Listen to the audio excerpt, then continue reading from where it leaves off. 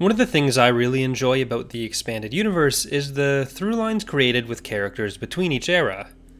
A lot of characters get introduced in a particular book or era and are generally identified with that, but Star Wars is one of the few properties where we very often get an idea of what each character was doing earlier as well. Not always, but frequently enough.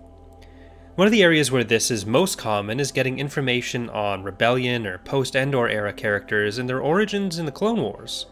I find this especially interesting because it often lets us see how some of the Imperial and Rebel characters related to each other before the Empire, and where some of those fault lines or connections were initially. One of the biggest examples of this is the cooperation between one of the Empire's most sinister commanders, Terran Screed, and one of the Rebellion's most decorated commanders, Yondo Donna, and their deep friendship and camaraderie in the Clone Wars, which we spoke about a bit in my video on the CIS's secret Bulwark fleet. Here we got to see how some characters that were deeply ideologically opposed worked together earlier on when they had a common enemy. We even get this a bit in reverse when characters who were formerly New Republic or Imperial, or Rebel or Imperial, worked together during the Yuuzhan Vong War.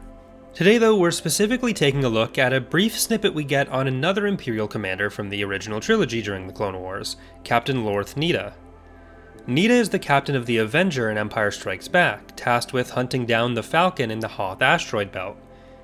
Just before the Battle of Yavin, the Avenger had been under the command of a Moff named Kallist, who had been aiding the rebellion. He's someone who I would actually like to do a video on as well, but I've got to wait until I replay the Empire at War campaigns before doing that.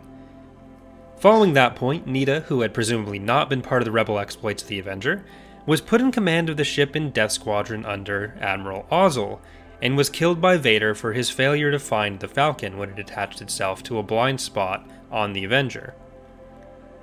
Needa's military career extends at least 19 years before that to the Clone Wars, where he most notably served at the Battle of Coruscant, showing up in the Revenge of the Sith novelization. At this point, he was a lieutenant commander on board the Carrack-class cruiser Integrity. Integrity was one of the 3 Carracks in Home Fleet Strike Group 5, alongside Indomitable and Perseverance, and led by the Dreadnought-class Mas Ramdar. The Carracks were all engaged in a triangle around Mas Ramdar and above Grievous's flagship, the Invisible Hand, during the rescue attempt for Chancellor Palpatine, and attempting to keep the ship in orbit by staying above it, which conveniently also means they're slightly out of frame during the movie. Mas Ramdar and the Indomitable were both heavily damaged in the fighting, and most of Indomitable's crew was killed. Upon Needa's suggestion to his superiors, the strike group proposed a ceasefire to the Invisible Hand lasting 10 minutes, saying that Grievous will be given 10 minutes to surrender his ship and the Chancellor or be destroyed. Grievous, believing he still had Palpatine captive even though Anakin and Obi-Wan had already rescued him by them, instead threatened that at the end of the 10 minutes, if the strike group hadn't withdrawn to 50 kilometers while the Hand jumped to hyperspace, he would kill Palpatine and broadcast it live on the HoloNet. As we know from the movies, none of that actually happened, and instead Grievous fled the ship while Anakin crash-landed it, but Needa played a further role in assisting this as well. Needa became the intermediary between the Invisible Hand and Master Yoda, relating what was needed for the seemingly impossible task of getting the ship to land safely if it were going to be possible, including calling up the landing pad and the fire ships needed to cool down what was now the highly visible and melting Hand. We do get a bit of look at his thought process during this, and compared to his failures in Empire, we see an officer who's cool under pressure and seemingly quite competent and resourceful. He also seems to be concerned for the lives of the people involved with this, which is something that we do see a bit in Empire Strikes Back, where he's concerned that chasing the Millennium Falcon through the asteroid field is going to cause damage to the ships and their crew.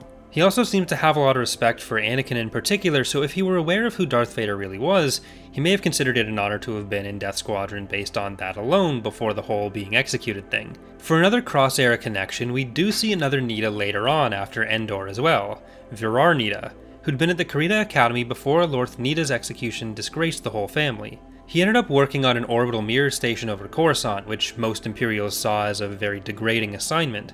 Despite Needa's long-abiding devotion to the Empire, he was tricked by the New Republic into assisting their capture of the world. That's all for now. Hope you've enjoyed this look at one of our many cross-era characters in their Clone Wars days. If you have a favorite side character that gets this kind of mention outside of their main era, let me know in the comments and maybe I'll be able to do a few more videos like this. If you've enjoyed, consider leaving a like and subscribing for more. Thanks for watching, and I hope to see you next time.